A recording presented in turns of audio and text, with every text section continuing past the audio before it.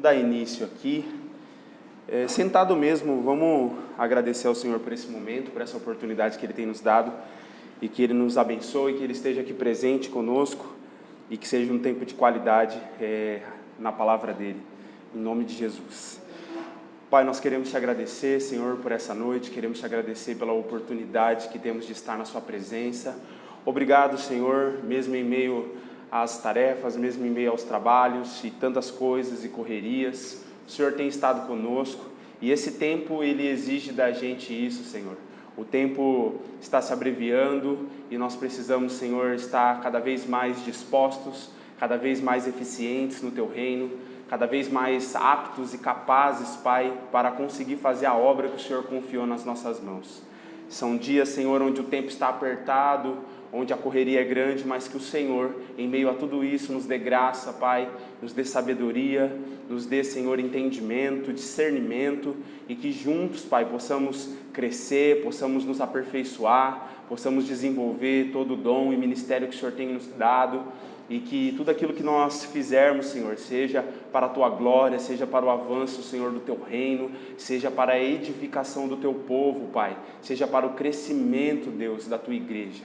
Nós Te consagramos esse momento aqui, e nós pedimos que o Senhor tome a direção dos nossos corações, da nossa mente, e que esse conteúdo, Senhor, possa nos edificar, ó Pai, na Tua presença, em nome de Jesus. Amém e amém. Gente, no primeiro encontro que a gente teve, no encontro passado, nós ficamos ali nas 5 perguntas, né, que serviria de introdução, base para esse treinamento sobre vida diária com Deus.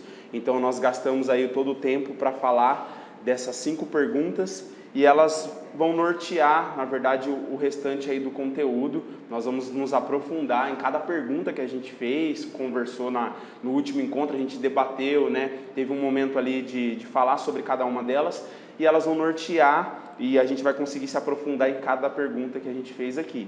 Então, só para retomar e lembrar para vocês, depois a gente vai disponibilizar lá, eu já estou com os dois vídeos das 2 primeiras aulas, né, das ministrações. Esse aqui também vai ser gravado, depois a gente vai disponibilizar o link lá certinho para acompanhar, né, retomar, de repente quem quiser estudar um pouquinho mais com calma, quem não está podendo vir aqui, né, igual os irmãos do ponto de pregação não estão conseguindo vir, isso está servindo para que eles tenham também esse conteúdo e o acesso. Então, só relembrando as perguntas que a gente fez, foi: o que é vida diária com Deus? Quais são os fundamentos que sustentam essa vida? Existem exemplos práticos que podemos observar e imitar? Depois a outra pergunta: quais são as ameaças que podem nos impedir? E depois, quais são as recompensas que podemos receber? Então, vida diária com Deus, né, nós falamos que é o caminho para se tornar um com Ele. Então, hoje a gente vai avançar aqui e buscar responder aí essas perguntas que a gente fez na introdução.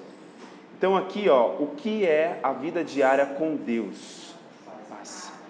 A vida diária com Deus é caracterizada por um andar contínuo com Ele, que se expressa em uma comunhão construtiva, onde há intimidade, compartilhamento e companheirismo. Então, em poucas palavras assim, se pudesse, né, reduzir isso, sintetizar o que é vida diária com Deus, analisando toda a Escritura, de Gênesis a Apocalipse, nós vamos perceber que vida diária com Deus, vida diária com Deus vai falar sobre isso, sobre um andar que é contínuo, né, com Ele, e esse andar, ele se manifesta, ele se expressa através de uma comunhão que é construtiva, né, onde há intimidade, compartilhamento e companheirismo.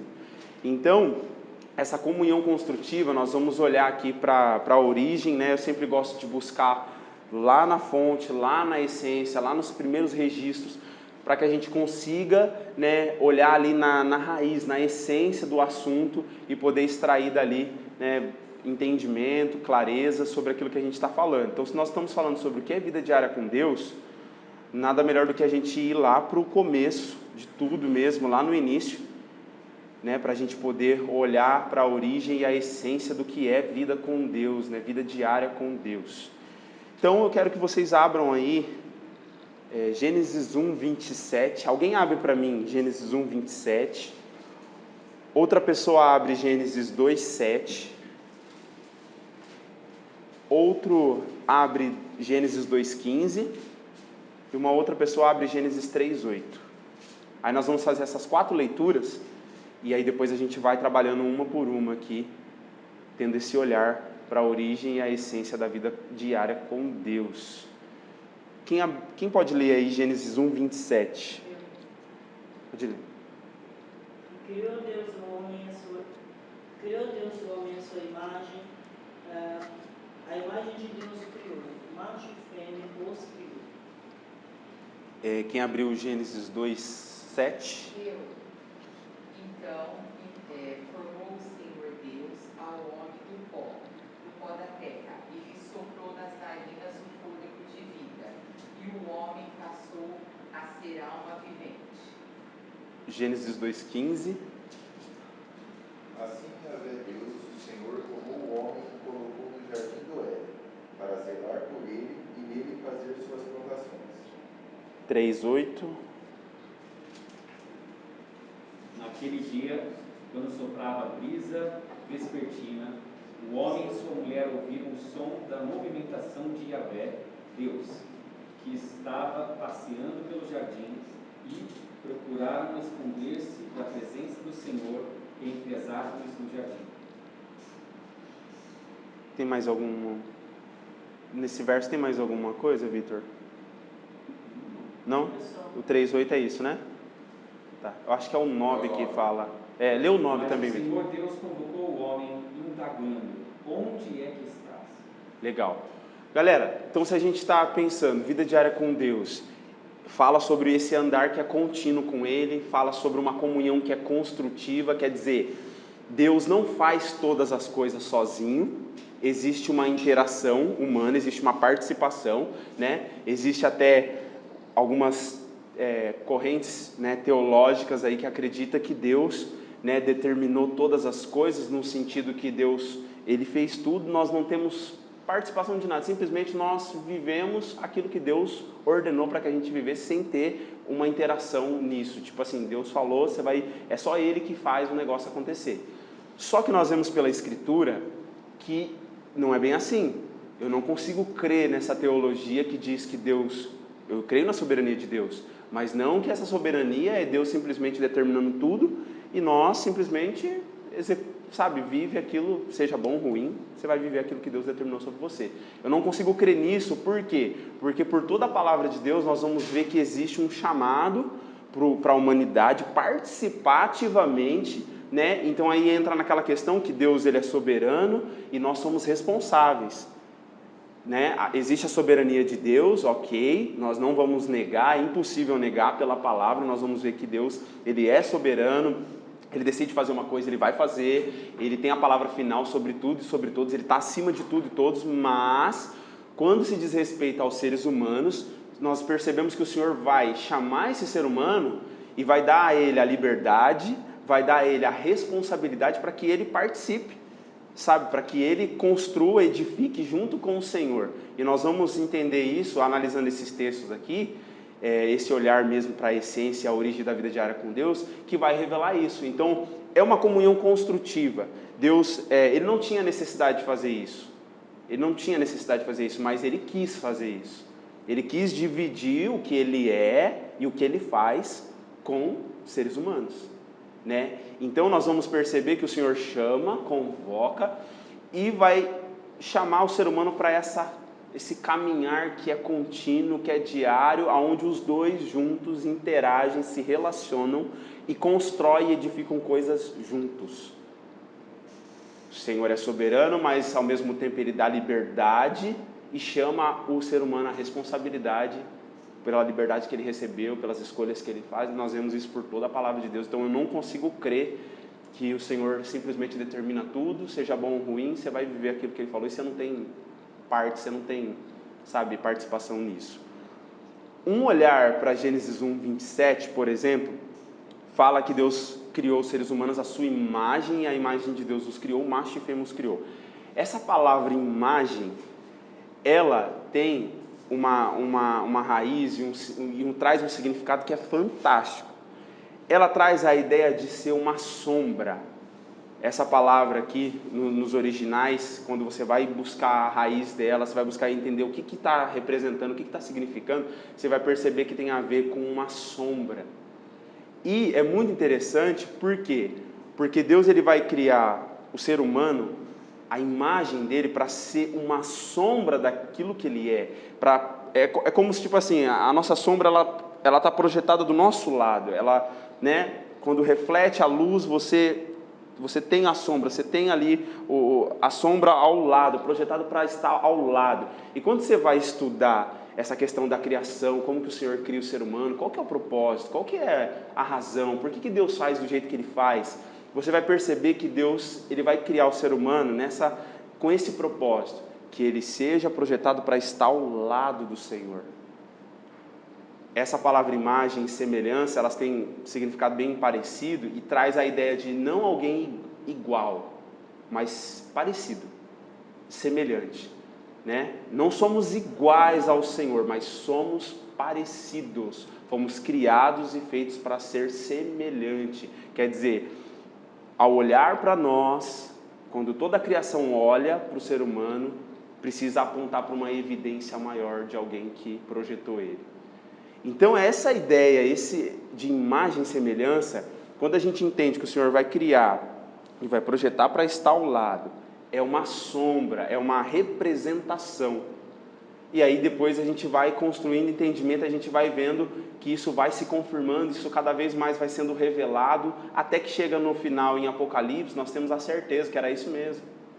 Porque, irmãos, de Gênesis a Apocalipse, Deus está fazendo a mesma coisa. É a mesma coisa, todo o desenrolar da história está apontando para a mesma coisa, de Gênesis a Apocalipse. Nós vamos, ver isso claramente. Então, o fato de Deus criar o ser humano à imagem dele, Ele está criando alguém. Ele não tinha necessidade de fazer isso, mas Ele quis fazer. Ele quis, ampliar, Ele quis aumentar a glória dele, Ele quis expandir, Ele quis... E é por isso que Ele vai criar a terra, é por isso que Ele vai... E a gente vai ver aqui no verso, por exemplo, 7, que o ser humano é feito da argila, do pó da terra, só que tem um ponto. É quando o Senhor vai soprar nas narinas dele o fôlego de vida. Então quer dizer que a nossa identidade, a nossa essência, ela procede do íntimo de Deus. Nós saímos de dentro de Deus. Esse fôlego que foi soprado é de dentro do Senhor, é algo que saiu de dentro dele, E aí vai, dentro daquele boneco feito da argila, do pó, e a partir daquele momento que esse fôlego de vida de Deus entra dentro desse corpo que foi feito da terra, do pó da terra, se torna um ser vivente, se torna um ser capaz de se relacionar com Deus, um ser que foi criado capaz e com esse propósito de se relacionar uns com os outros, de se relacionar com a criação. E nós vamos ver em outro contexto aqui também, ele é criado para edificar, para construir, para reinar.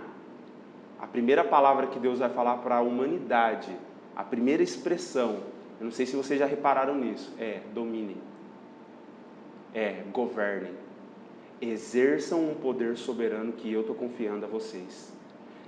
Deus pega aquilo que Ele é, aquilo que Ele tem e delega.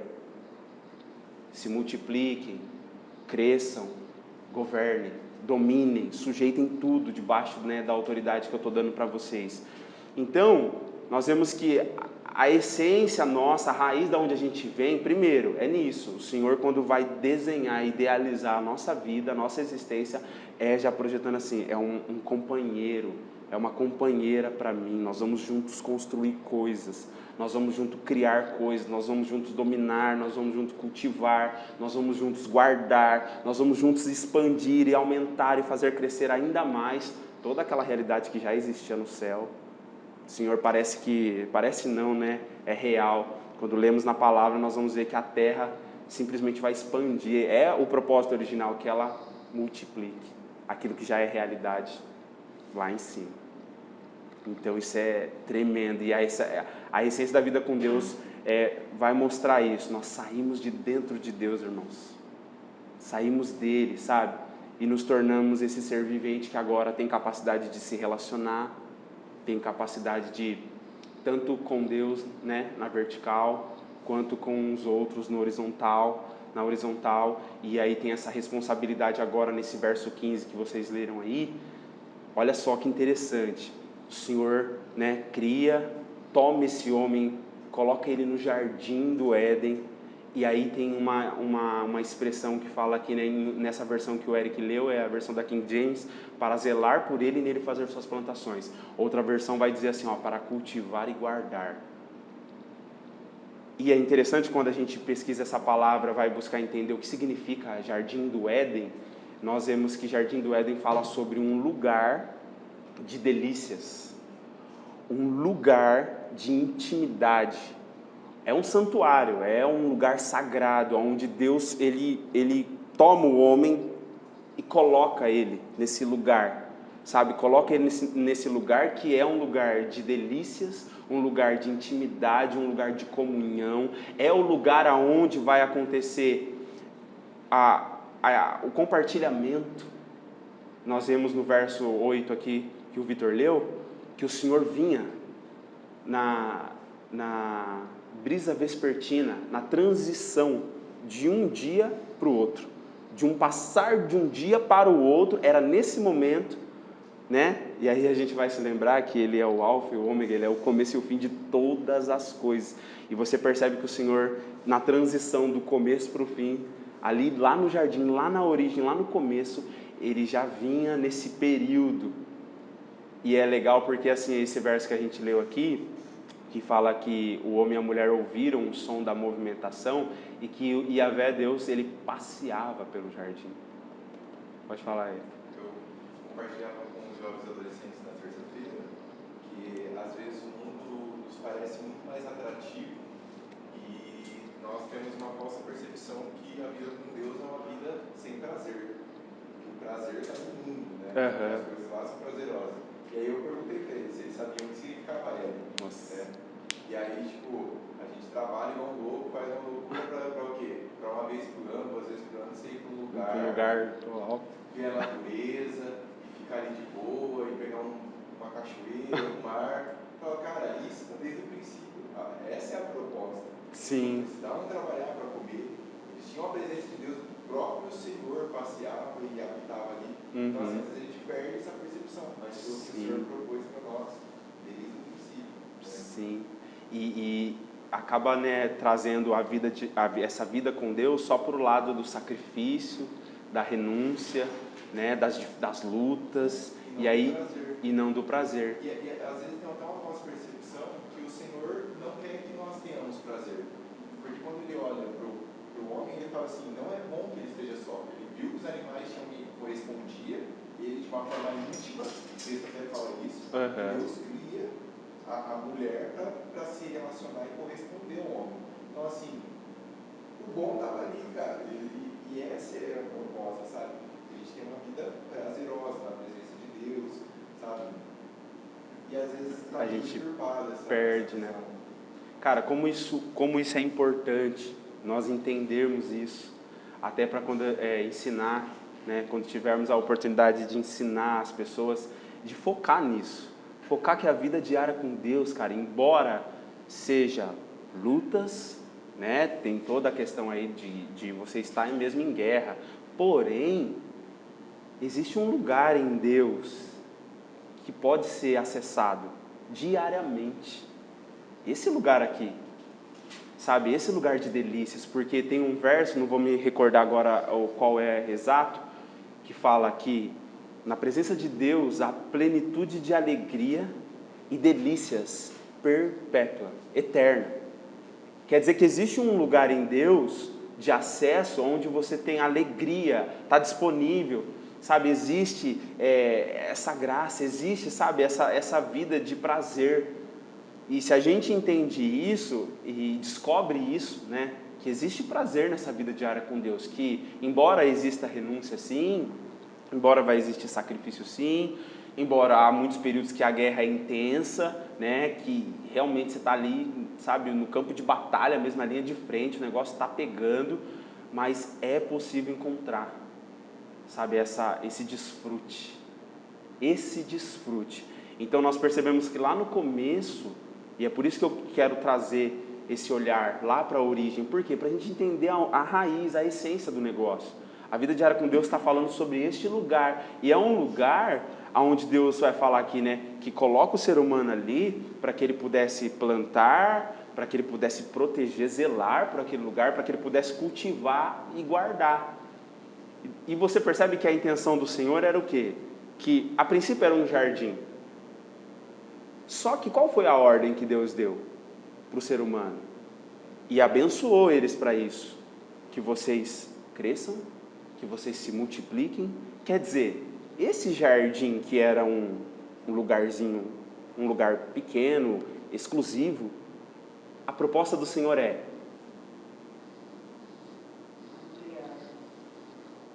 até que encha toda a terra. E não mudou, irmãos. O propósito de Deus não mudou. É o mesmo. Um parênteses nessa história. Pecado. Abre um parênteses. O pecado entrou. O plano é o mesmo. Só abriu um parênteses, mas esse parênteses já fechou. A história continua. É a mesma. Em Apocalipse nós vemos a mesma proposta. Né? Você olha lá em Gênesis, é um jardim. Na peregrinação do deserto, em Êxodo, Deuteronômio, é um tabernáculo. No período dos reis, é um templo. Na transição da antiga aliança para a nova, é uma pessoa. É Jesus essa habitação. E na nova, no mundo vindouro, no porvir, é uma cidade. Deus não mudou o propósito é o mesmo. Ter comunhão construtiva com o ser humano que ele idealizou, que ele criou, e que junto com esse ser humano, eles cultivem coisas, eles edifiquem coisas, eles construam coisas, eles zelem por aquilo, porque existe ameaça. Existe ameaça, então precisa zelar, precisa proteger. Então nós olhamos para a vida diária com Deus e nós percebemos que existe esse lugar, né? E que neste lugar nós temos uma responsabilidade grande, que é o quê? Cultivar e guardar essa presença diariamente. Pode falar. E hoje? Você falou do jardim, do tabernáculo. E hoje? Onde é essa presença? Hoje eu vejo essa presença é o Espírito Santo, né? Derramado definitivamente para estar, né, conosco. Mas quando Jesus vem, é Ele, né? O foco, a presença de Deus na terra permanente, era Ele no período que Ele, né, estava. Quando Ele morre, ascende, ressuscita, Ele fala, é necessário que eu envie o outro, né? Que o outro é um substituto igual, né? A palavra o outro lá, advogado, é alguém chamado, é a mesma coisa. Ele tem a mesma capacidade, ele é a mesma pessoa, só que tem uma questão. Jesus tinha uma limitação física. Ele ficou em Israel, ele até falou, meu foco é aqui. Qual que é a questão do Espírito Santo? O Espírito Santo não tem limite de território geográfico, temporal. Não tem. Eu falo isso porque esses dias eu parei nesse texto e assim, né? Se eu não for, ele não vem. E aí eu perguntei no texto, falei, cara, quem é esse que Jesus precisa ir para que ele venha? Porque a gente sempre fala, nossa, eu queria andar com Jesus. Nossa, eu queria ter uma conversa com Jesus. Mas o Espírito Santo é Deus, cara, sabe? Tipo, ele está dentro de nós. E assim, você vê essa mudança, essa virada, assim, sabe? Eu acho que a gente precisa se atentar. Mais. E eu percebo nisso, sabe o que eu percebo? Que às vezes a gente não acredita nisso. Eu falo por mim. Às vezes, pela forma que eu estou, às vezes, conduzindo minha vida e estou caminhando, parece que o Espírito Santo não está ali. Você não crê, às vezes, de todo o seu coração que realmente, cara, ele habita em você. E aí tem hora que você tem que, você para e você... ele está aqui em mim, ele habita em mim. Ele não é aquele visita, igual fazia no Antigo Testamento, em ocasiões necessárias, que te vinha a manifestação, como o pastor hoje mencionou, né? Vinha sobre os reis, vinha sobre pessoas específicas, sobre juízes, libertadores, fazia um mover ali por um momento, usava para profetizar, e depois, né, você não via a presença ali, tipo, não sei se pode dizer assim, contínua ali com eles, né, da forma como é hoje com a igreja. E como a gente precisa ter essa consciência de que nessa vida diária com Deus, você, de fato e de verdade, você não está sozinho. Tem uma pessoa habitando em você. E aquele verso, para mim, é um verso que ele transcende, assim, eu não consigo, eu falo, meu Deus, aquele verso que Jesus fala assim em João: se vocês guardarem a minha palavra, se vocês me obedecerem, aí eu vejo uma coisa além ali, porque além do Espírito Santo, ele fala assim, ó, eu e o Pai vamos descer também e habitar com você. Eu falo, caramba, peraí, tipo assim, já tem a presença, já foi dado e derramado o Espírito Santo, só a pessoa do Espírito com você.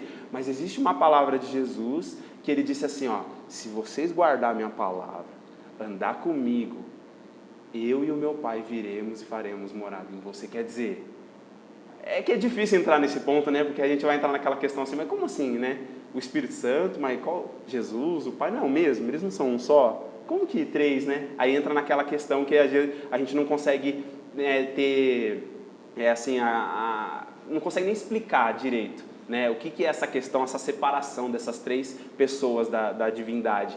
Mas existe essa palavra que Jesus fala, se vocês me amam e guardam a minha palavra, eu e o meu Pai.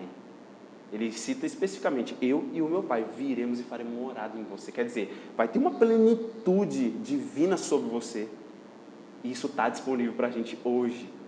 Não só a presença da pessoa do Espírito Santo, mas a pessoa de Jesus e do Pai junto com você também.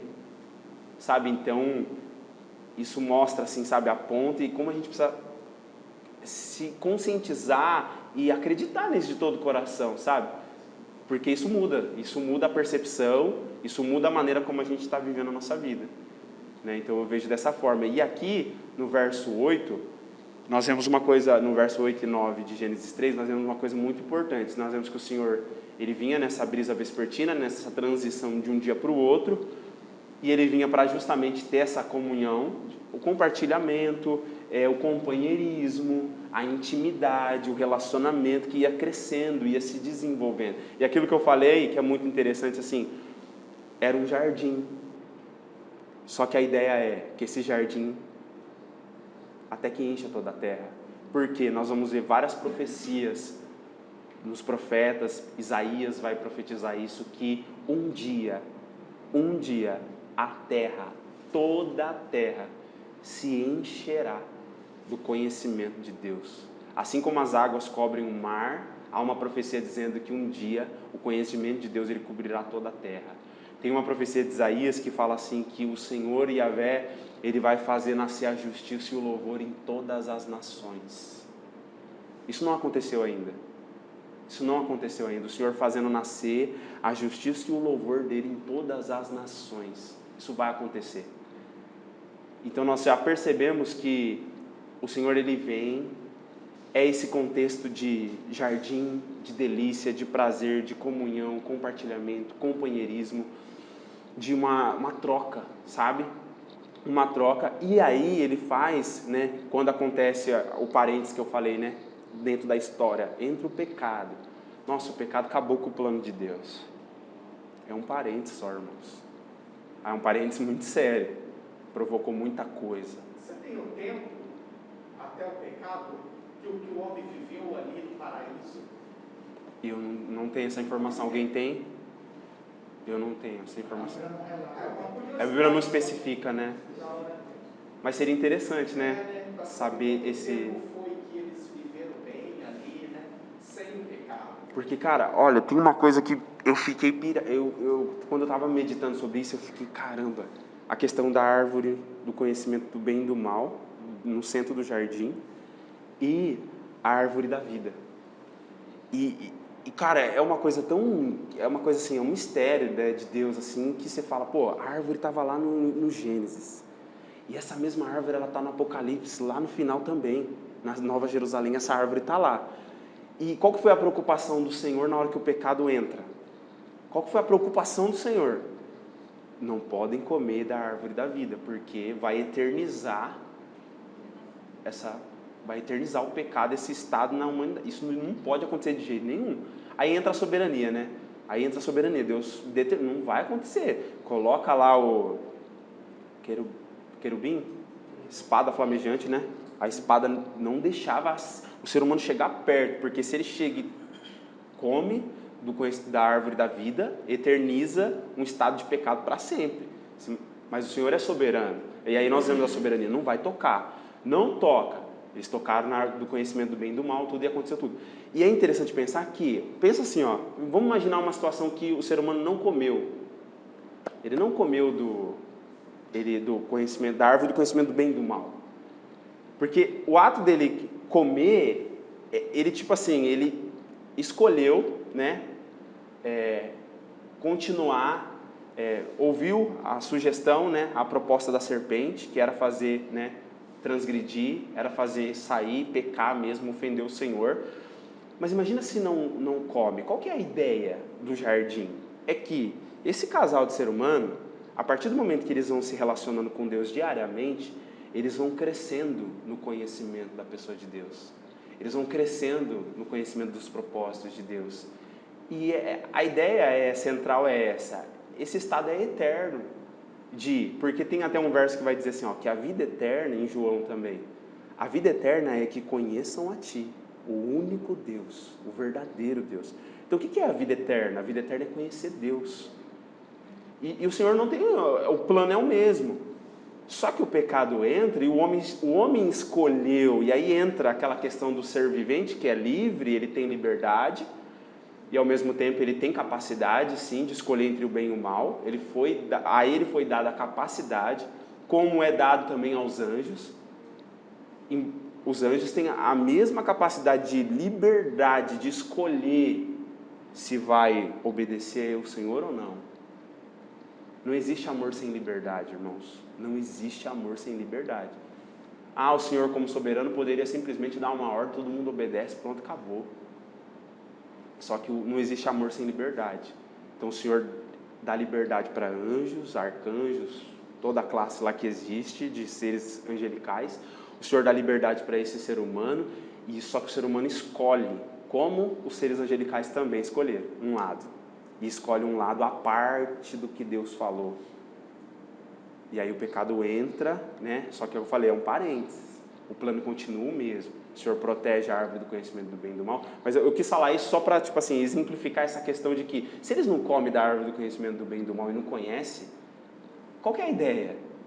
Que eles dia após dia iriam crescer, iriam se multiplicar, iriam expandir, sabe? Aquela realidade micro-jardim por toda a criação, sabe? Então isso fica claro nas escrituras. Lógico, é mistério, é um assunto que não tem muita informação para a gente explorar, mas, assim, conjecturando, baseado naquilo que a gente tem. Posso fazer 2 comentários? Pode.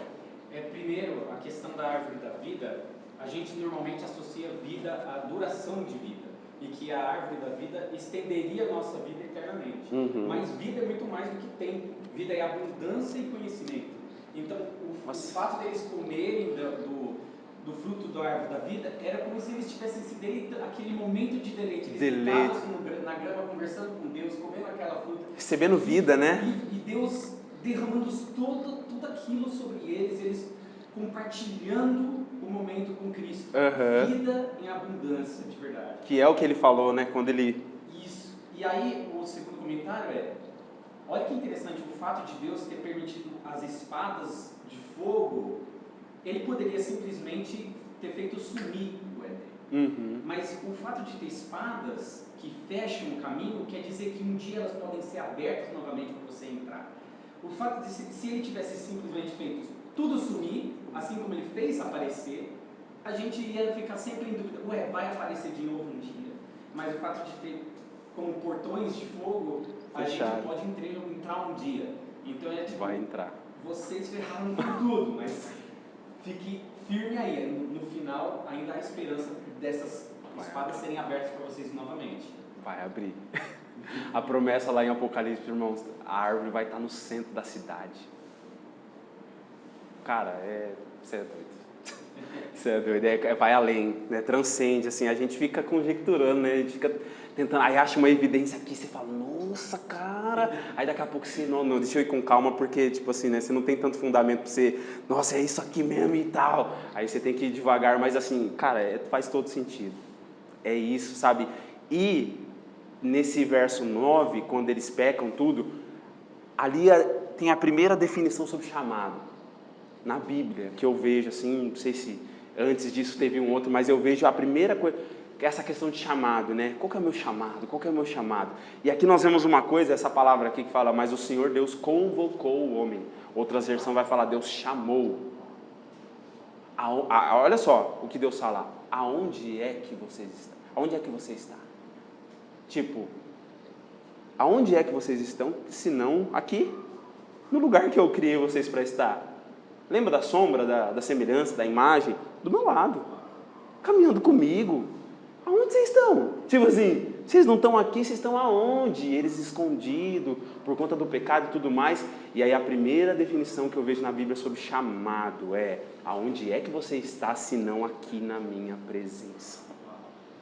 Cara, tipo, o primeiro chamado que a gente tem que entender na nossa vida é presença. E vida diária com Deus é esse chamado. Está na presença.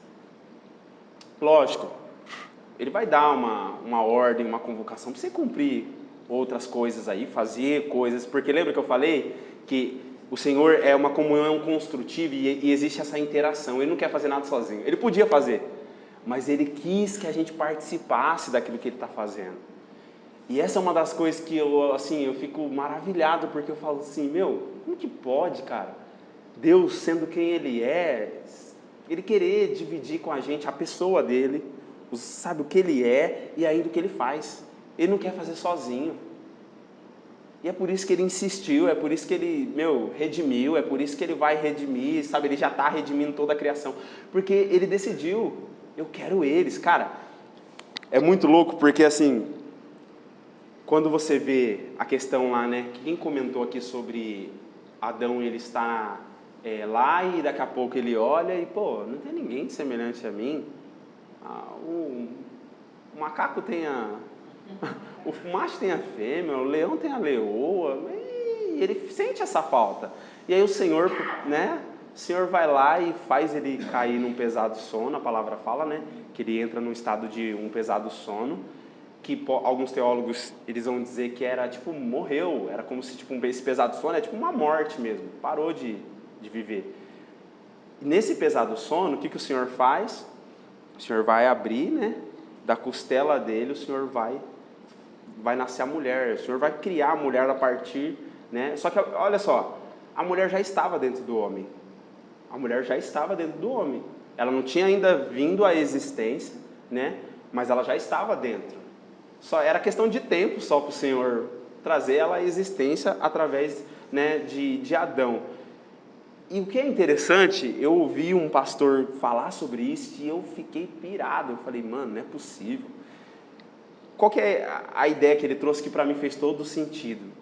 Ele falou assim como Eva, ela já estava em Adão, dentro de Adão, escondida em Adão, e no tempo oportuno ela foi trazida à existência, a igreja, nós, já estávamos em Cristo, escondidos antes da fundação, já estava.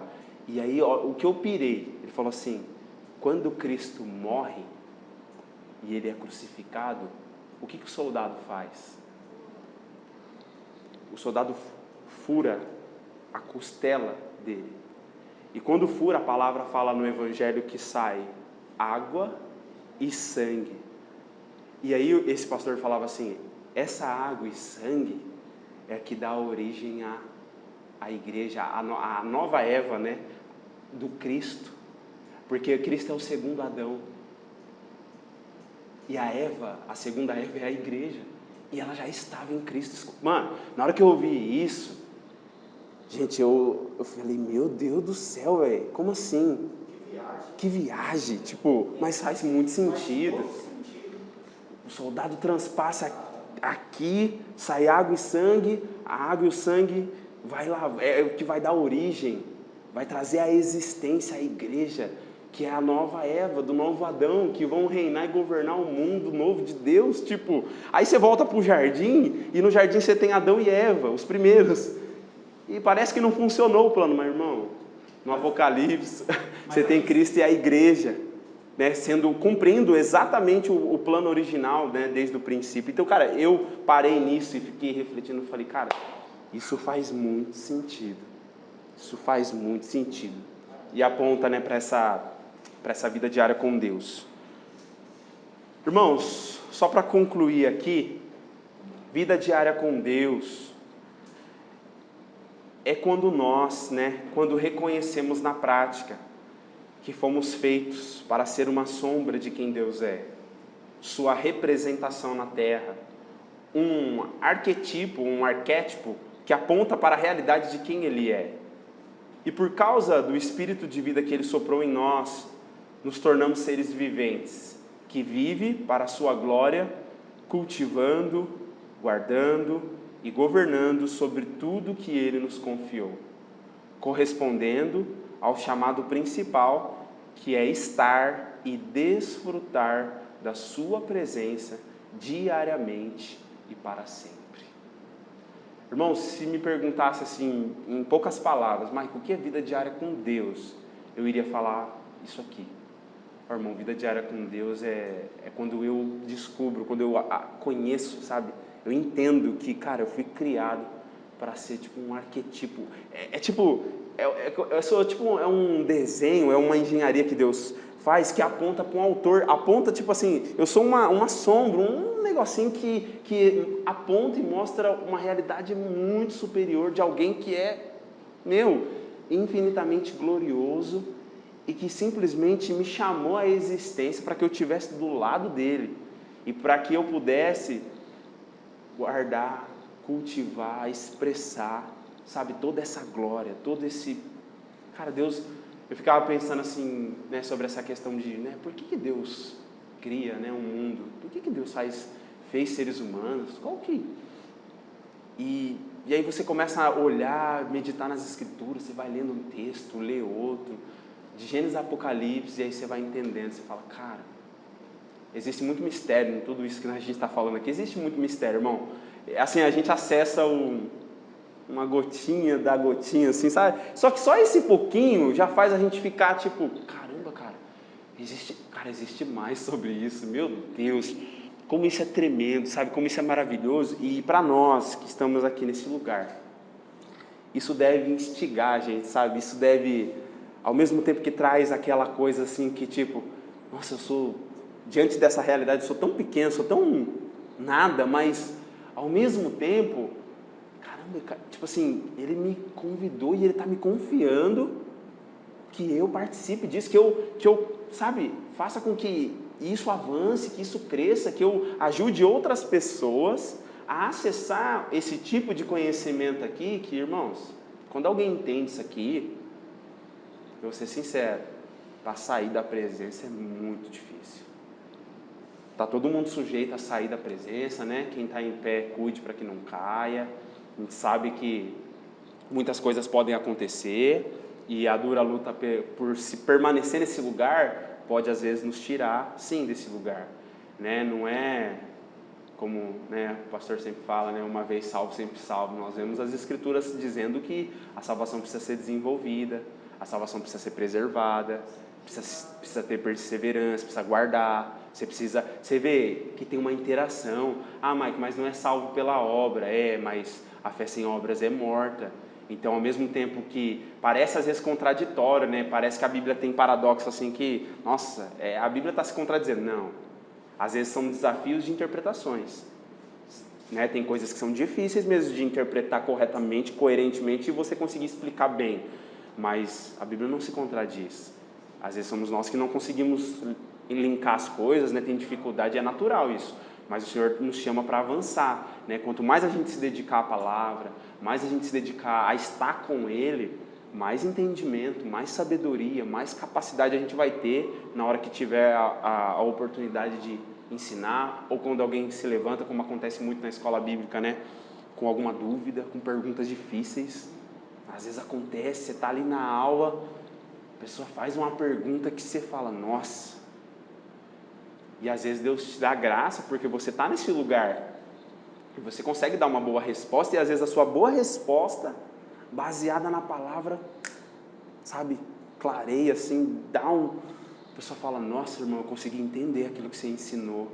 Nossa, como eu tô usando aquilo lá que Deus, sabe? E isso, o nosso trabalho é esse, sabe? E o chamado que eu faço para a gente encerrar esse tempo nosso hoje aqui, é que arda no seu coração, sabe? Esse desejo por cada vez mais, sabe? Investir nessa vida diária com Deus, sabe? Invista mesmo, irmão, sabe? Arrume um jeito, sabe? Ainda que seja na madrugada, ainda que seja, dá um jeito, irmão.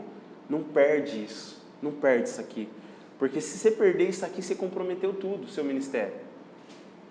É aquilo que volta lá naquilo que a gente conversou no primeiro dia que eu falei para vocês, a diferença de ensinar com autoridade e ensinar sem autoridade. A autoridade vem da ordem que ele dá para quem está com ele, quem está debaixo daquilo que ele está falando, né? Então, na hora que você olha e fala, cara, eu preciso estar nesse lugar. E eu falo, Deus, me ajuda a ficar nesse lugar. Me ajuda como Maria a escolher a melhor parte que não vai ser tirada de mim. Hoje, irmãos, a gente estava conversando aqui no começo, né, Luiz? Questão de o quão atarefado a gente está, sabe? Quanto hoje eu saí do meu trabalho, cara. Deu tempo de chegar em casa, tomar uma ducha assim rapidinho, comer um negócio correndo.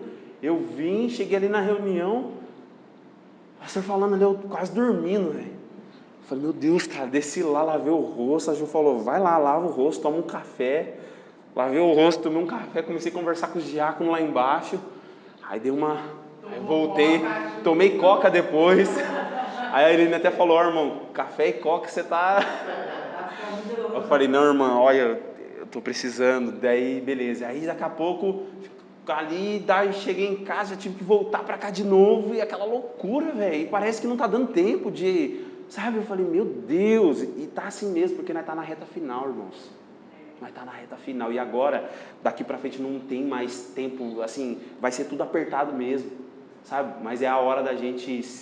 a gente já está posicionado, e é a hora que a gente vai arregaçar as mangas e falar, Senhor, estamos aqui, Senhor, ó, Senhor, eu estou desse jeito, o Senhor sabe que eu estou cansado, o Senhor sabe que eu não estou nem disposto, eu nem sei como que vai ser, mas, Senhor, eu estou aqui, é só isso que Deus quer, só isso. Eu estou aqui, Senhor, o Senhor sabe que aconteceu aquela coisa lá que está me chateando, eu estou estressado por causa daquela coisa lá, eu estou preocupado por causa daquela questão lá, mas, Senhor, eu estou aqui. Irmãos, eu tenho certeza absoluta, você perseverar nisso, não tem como, Deus vai te assistir de perto, assim, você vai ver, sabe, Deus te capacitando, igual o pastor falou hoje, Deus chama, irmãos, Deus capacita. Se Deus te chamou, eu olho e falo, eu não tinha condição de estar aqui, não tinha, irmãos, não tinha, e eu olho e falo, cara, Ele me chamou, vamos para cima, não quero nem saber. O dia que eu fui pensar, eu nem falei, nem saiu da minha boca, eu só pensei assim, ó, cara, eu sou muito novo, não sei o quê, e quando começou as responsabilidades maiores vir, né, falei, cara, eu pensei, irmãos, eu nem falei, eu só pensei. Uma irmã veio assim e falou assim, por que você está falando para Deus que você é novo? Ele não quer nem saber.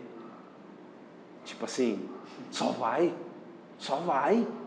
Não tem novo, não tem velho, para Deus não tem, irmão. Não tem novo, não tem velho. Deus só quer os dispostos. Os poucos dispostos são esses, irmão, que vão fazer um regaço no reino. Às vezes o irmão está aí velhinho na igreja, já acabou. Acabou nada. Meu Deus, acabou nada.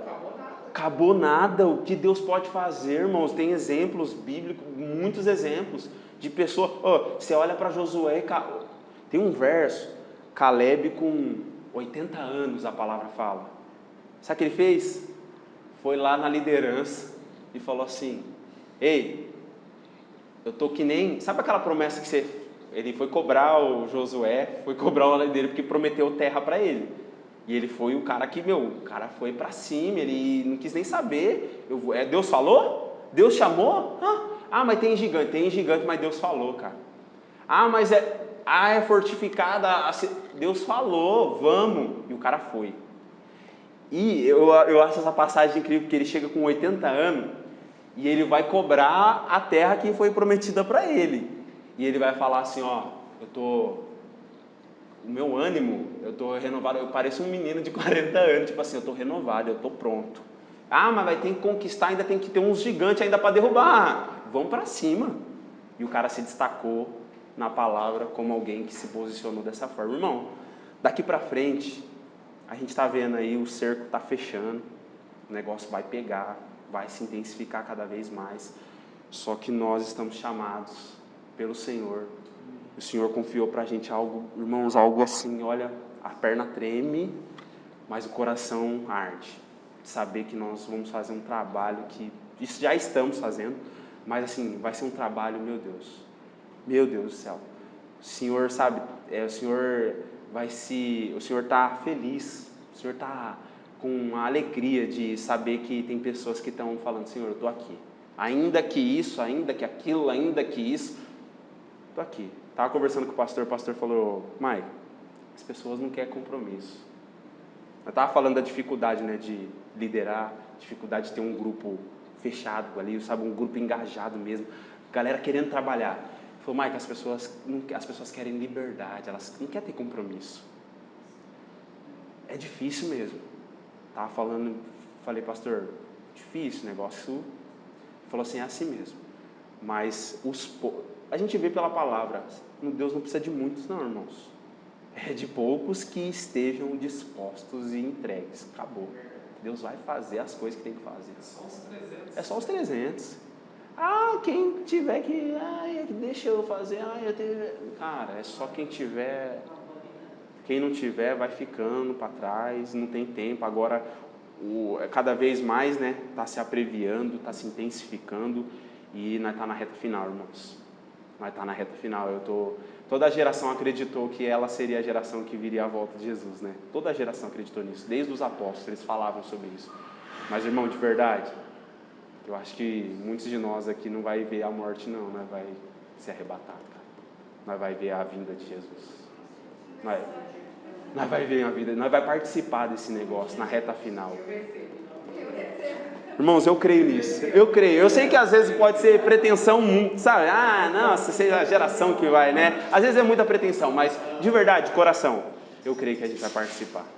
Não é medo de morrer, não. É fé mesmo. É os dois, assim, tem os dois. Tem o medo de morrer também, mas tem a vontade de ser arrebatado, tem a vontade de experimentar o Senhor fazendo coisas incríveis. E eu ouvi uma frase de um pastor está fazendo um trabalho incrível no Brasil. Ele falou assim, no fim dos tempos agora serão os piores dias do mundo, só que os melhores dias da igreja. Peneira está passando. Peneira já passou. Os abalos de Deus, irmãos, esse tempo aí, os abalos de Deus está abalando tudo que é abalável, tá mexendo com tudo, cara. Deus está chacoalhando todos nós aí, sabe, para cair tudo que tem que cair, e aí vai levantar tudo que tem que levantar, sabe? Deus está fazendo esse trabalho, irmãos. Eu experimentei assim, eu estou experimentando. Deus assim, Deus falou para mim assim, eu vou te usar para reconstruir coisas, eu vou te usar para reedificar, eu vou te usar, aí você fica, né, todo, nossa, Deus vai me usar, babá. Aí ele falou assim, primeiro deixa eu desconstruir as coisas em você. Aí você fala, eita, caramba, meu Deus, tem coisa para... Tem coisa. Aí Deus falou assim, eu vou te usar para desconstruir padrões humanos e estabelecer o meu padrão. Aí eu, glória a Deus, só que primeiro deixa eu desconstruir os seus. Começa com a gente, irmãos, é dolorido, é difícil, mas, irmãos, se a gente perseverar, nossa, vai valer a pena e nós seremos ferramentas afiadíssimas, eficientíssimas, assim, É isso, irmãos, é esse tempo, sabe? É esse tempo, eu creio muito nisso e vamos permanecer, sabe? Vamos permanecer. O Senhor está nos confiando coisas altíssimas, nobres mesmo, assim, que só o reino, só a eternidade vai mostrar o valor dessas coisas que nós estamos fazendo hoje aqui, Só o reino vai mostrar, só a eternidade vai pagar tudo que a gente está fazendo aqui. Eu creio muito nisso e desejo que você guarde isso no seu coração. Vamos continuar, vamos avançar. Nós somos daqueles que permanecem, não dá um passo para trás. Nós somos daqueles que permanecem olhando para frente, com os olhos no objetivo a ser alcançado, sem olhar para a direita, sem olhar para a esquerda, e muito menos para trás. Muito menos para trás. olhos fixos no objetivo a ser alcançado, aquilo que o Senhor está propondo para a gente. Irmãos, aquilo eu volto a falar, nós estamos num contexto de reformas, reedificação, e parece que as coisas estão tudo bagunçado, parece que as coisas estão meio... São esse tempo de Esdras, de Neemias, é um tempo que exige bastante trabalho, mas assim, tenha certeza, Deus está nesse negócio, foi Ele que chamou, e a garantia que vai ser bem sucedido é que Ele está junto. Essa é a maior garantia. Mas como que eu sei que o meu ministério que eu estou fazendo para o Senhor vai... Como que eu sei que eu estou no... Cara, é se Ele está com você. Se Ele está com você, vai dar certo. Se Ele está comigo, vai dar certo. Então, qual que é a nossa maior preocupação? Se Ele está com a gente. E se a gente está com Ele. E aí entra essa questão da vida diária. Tá bom, irmão? Vocês querem falar mais alguma coisa? Perguntar alguma coisa? Complementar? Algum comentário? Fica à vontade para a gente poder orar. Encerrar. Voltando só naquele assunto lá do Éden, eu ia falar assim, que foi tudo muito bom, né? Mas se não houvesse pecado, se não houvesse a desobediência do homem e da mulher, pelo menos, né, não haveria morte, nem tristeza, nem dor, daí ia ser tudo tranquilinho, né? Sim. Mas Deus sabe dos mistérios dele, porque Sim. Fátima, isso é uma questão que pessoas, né, levantam indagação, tipo, os incrédulos, principalmente os ateus, né? Ah, mas não faz sentido, cara. Racionalmente falando, não faz sentido um Deus que cria um mundo, como vocês dizem que criou, e talvez se ele criou, ele abandonou, né? Existem... Não, mas foi a escolha do homem. As pessoas pensam, Deus já criou Adão com livre-arbítrio. Com a liberdade de escolha, só que com a responsabilidade também. Deus já deu a responsabilidade para ele. Cuida disso. Deus já tinha falado para ele, antes dele ter aquela árvore ali, você não come, era a responsabilidade dele. Mas também foi um teste, né? Sim, sabe por quê? Um dia nós entramos numa questão teológica, assim, foi muito espiritual, assim, foi uma das experiências mais incríveis que eu tive na escola bíblica, ensinando juniores ou adolescentes. Nós entramos numa questão, a gente estava em Juízes, e justamente entrou numa questão dessa teológica, tipo assim, se Deus, já sabia, por que ele permitiu o pecado? Por que ele não acabou? Por exemplo, quando Satanás se rebelou, por que já não deu um ponto final no negócio? Acabou. Por que ele deixou o negócio estender? É uma questão teológica profunda. Você vai, gastar muito tempo para isso. Mas sabe no entendimento que nós chegamos através de uma passagem de Juízes? Que é uma das razões que deu clareza para a gente poder entender. Que em Juízes, você vê Deus falando assim, em Josué e em Juízes. Quando vocês entrarem na terra, expulsa os inimigos. Expulsa. Não é para habitar no meio de vocês. O que aconteceu? Eles não expulsaram. Toda a tribo, você lê lá no final de Josué, toda a tribo tinha a responsabilidade de expulsar os inimigos, não expulsou. Queria pegar eles para fazer trabalho forçado, queria deixar eles de alguma forma lá para beneficiar eles. Aí Deus falou assim, eles vão ser como chicote nas costas de vocês e areia nos olhos. Quer dizer, vai incomodar vocês, vai dar trabalho e tal. E chegou uma hora que Deus falou, agora é eu que não vou tirar mais eles do meio de vocês. E aí Deus dá uma razão para isso. E é uma passagem que, se eu não me engano, está em Josué ou Juízes, tem que achar essa passagem. Que Deus fala assim, e agora eles, os inimigos, eles vão ser tipo assim, eu estou falando nas minhas palavras, tá, irmãos? Mas o texto, ele tem uma forma de dizer, que tipo assim, agora os inimigos vão servir de uma coisa no meio de vocês. Sabe o quê?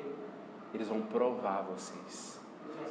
Para ver se vocês, o entendimento se vocês andam comigo e me amam, de fato e de verdade, ou é só pelos benefícios, ou é só pelas coisas que eu faço por você. Cara, esse verso me fez entender uma coisa, que existem outros motivos. Deus é sábio, Deus é justo, como o Vitor falou, eu achei interessante, se ele simplesmente tira, e aí? Como que fica na cabeça dos anjos, dos arcanjos, de toda a classe angelical que tem liberdade e tem racionalidade para também tomar decisões? Como que fica se simplesmente Deus pega Satanás na hora que ele rebela e simplesmente dá um fim no cara, não tem ninguém sabe o que está acontecendo de verdade, porque essa é a verdade. Ele chegou, começou a multiplicar o comércio sobre ele, começou a falar dos intentos que estavam no coração dele lá no reino. A palavra fala nas profecias sobre ele que ele começou, o coração dele transbordou daquele sentimento, e ele começa a fofoca, né? Ele começa a, tipo, disseminar e falar, Deus não é tudo isso não. Tipo, começa aos pouquinhos e ele consegue provocar uma rebelião. E aí a questão é, se Deus simplesmente julga ele de imediato e não tem, todo mundo fica assim, mas como assim? E uma das razões que nós entendemos teologicamente é o quê? Deus está deixando que a história, o tempo e a sabedoria dele durante toda a história faz aquilo que a palavra diz que Jesus, quando é crucificado, ele expõe os principados e potestades ao ridículo, tipo assim, naquele momento ali, da obra que Deus estava fazendo através de Jesus, expõe eles e mostra que, tipo assim, tipo assim, Deus é quem Ele está falando que é, desde essa rebelião aí, esse intento contra quem Deus é, essa rebelião contra o reino, essa rebelião contra o rei, tipo assim, vai ficar muito claro, irmãos, na consumação de todas as coisas, no fim de tudo, vai ficar muito claro para todo mundo que Deus é quem Ele disse ser desde o começo. Deus não é carrasco. Deus não é, cara. E lógico, existem várias questões teológicas, mas uma das razões pelas quais eu entendo que Deus não acabou com Satanás, por que demônio está na terra ainda? Estão servindo aos propósitos de Deus, irmão. Aí entra a soberania. De alguma forma eles estão servindo a Deus. Eles estão servindo para provocar o povo de Deus, para ver se o povo de Deus, né? Enfim, são várias questões, mas assim, só para dentro desse contexto aí que a gente está falando, sabe? A gente entende por isso, então... O homem tenta encobertar, né? Você tem um problema, você tem um pecado, ele joga um pano por cima, não existe. Vamos... Esconde aqui, né? Guarda esse cocô aí, né? Mas Deus não. Opa, vamos mostrar. E isso, Daniel, isso é uma das coisas mais incríveis, porque você não vê Deus escondendo na palavra os erros do povo dele, os pecados dos servos dele, até dos mais íntimos. Você não vê Deus se preocupando em esconder. A história está aí. Deus só quer que você reconheça o outro e acabou. É isso o problema. E vai ficar muito claro para todo mundo. Por isso que a palavra assim, ó, naquele dia, todo joelho vai dobrar. Todos. Quer seja do lado direito ou do esquerdo. Todos vão dobrar e vai falar, Ele é o Senhor. E que bom que nós estamos tendo a oportunidade de hoje estar reconhecendo isso em vida e do lado direito, que é os que venham, benditos.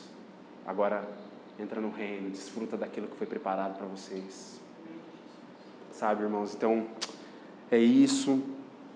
Vamos orar para que essas verdades, né?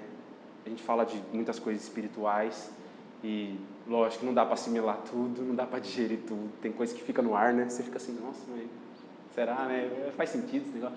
Mas assim, eu creio que o Espírito Santo, Ele é o maior interessado em nos guiar em toda a verdade.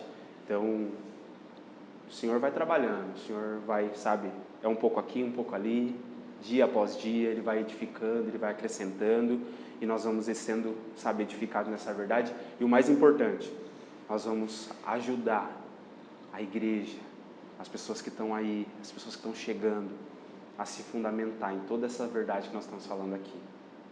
E saiba, irmão, que vai valer a pena. Já está valendo a pena. E vai valer a pena cada esforço seu. As horas que você gasta lá preparando o estudo. A hora que você vem aqui. Independente se o resultado, né, nós não vemos o fruto, né, de imediato, mas é no longo prazo. Está vindo, está acontecendo. E essa é a nossa alegria, a nossa recompensa. E virá muito mais no porvir, né? Vai vir muito mais. Eu sempre me lembro da profecia de Daniel. Os que ensinam no reino, eles resplandecerão com uma glória. Eu não sei se vai ser diferenciado. Eu não sei se vai ter porque fala de galardões, né? Fala de recompensas específicas aí no reino, mas eles vão brilhar no reino. Os que ensinam e os que conduzem os outros ao saber, ao conhecimento de Deus. Irmãos, vamos orar, agradecer ao Senhor por esse momento. Pedir que Ele guarde essa palavra, esse ensino no nosso coração. Lembra que eu falei para vocês, isso aqui é um ponto de partida, irmãos. Não entenda isso como nossa, está longe de ser uma É bem simples, sabe, bem básico, mas eu acredito que é uma introdução sobre esse assunto tão importante e que vocês cavem mais fundo nisso, sabe? Montem estudos, vai mais fundo nisso aqui, sabe? Vai buscando mais, vai, sabe, construindo estudos sobre isso, vai fundo mesmo, deixa o Espírito Santo te conduzir mais além, ele vai te conduzir, aqui é só para te despertar para essa realidade e você possa mergulhar muito mais nisso. Vamos orar? Senhor, obrigado, Pai, por essa oportunidade. Senhor, muito obrigado por nos sustentar até aqui, por nos trazer para este lugar, por nos confiar, Senhor, essa obra, essa missão tão sublime, essa oportunidade de estarmos aqui, Pai, lendo a Tua Palavra, meditando nas Escrituras, pensando, Senhor, sendo exercitados, ó Pai, na Palavra, sendo aperfeiçoados, sendo treinados pelo Espírito Santo. Esse tempo aqui é para ser treinado pelo Espírito. O Espírito é o nosso treinador, o Espírito Santo é aquele que está conosco, como falamos aqui hoje. E Espírito Santo, eu sei que você vai conduzir cada um aqui. Você vai treinar cada um, você já está treinando cada um aqui para exercer um ministério que o Senhor tem, para ensinar da maneira que o Senhor quer que seja ensinado, Pai, de maneira que abençoe o seu povo. Muito obrigado, Senhor, por essa oportunidade, muito obrigado pela riqueza desse momento, que nós possamos estar fundamentados nessas verdades, enraizados. Desperta o nosso coração, nos leva além, nos mostra mais, sabe? Senhor, gera um fogo, um arder, sabe? Um desejo fervoroso por essa. Coloca em nós paixão, coloca em nós um desejo que queima, que consome os nossos corações por essa causa do Senhor. Pai, que a gente se posicione no lugar que é para a gente estar e que a gente entenda que o Senhor nos confiou essa obra, que o Senhor está contando conosco, o Senhor está se alegrando porque a gente aceitou o chamado, a gente não se escondeu, a gente não fugiu, nós estamos nos apresentando, ainda que com as nossas fragilidades, ainda que com as nossas deficiências, ainda que com os nossos pecados, Senhor, nós estamos aqui, Pai, e o Senhor é aquele que nos reveste, o Senhor nos cobre, o Senhor cobre todas as deformidades, o Senhor, Pai, cobre toda onde abunda o pecado, o Senhor faz superabundar a graça, o Senhor transborda sobre nós o Espírito, a presença, os dons, os talentos, Senhor, aperfeiçoa, desenvolve, Senhor, e nos leva além e adiante, Pai, naquilo que o Senhor tem para nós. Nós nos posicionamos, Senhor, para restaurar os muros, nós nos posicionamos para servir o Teu povo, Pai, e pedimos a capacidade do Senhor, porque o Senhor é aquele que chama e é aquele que capacita, e nós só acreditamos nessa verdade. O Senhor está nos capacitando. Ainda que não sabemos como fazer, como vai ser, o Senhor está fazendo. O Senhor está dizendo que vai nos capacitar. Não precisamos nos preocupar o que vamos falar, o como vamos fazer, isso, aquilo, não. No momento o Senhor nos dará. Nós só precisamos fazer a nossa parte de estar ali cultivando e guardando a Tua presença diariamente. Senhor, nos faça nesses dias encontrar este lugar de prazer, este lugar de alegria na Tua presença, Senhor. E que nós possamos neste lugar receber do Senhor poder, autoridade espiritual, Pai, para ensinar como aqueles que têm autoridade. E que na hora que nós ensinarmos, ó Pai, seja o ensino do Senhor como uma flecha, Senhor, que acerta o alvo. Seja, Senhor, certeiro no coração dos irmãos. Seja, Senhor, irmãos despertados na Tua palavra. Irmãos, Senhor, sendo, cativados pelo Senhor através desse ministério da Tua palavra. Pai, nos guarda, nos preserve em toda essa verdade. Nos faça permanecer firmes e fiéis. Em nome de Jesus. Amém.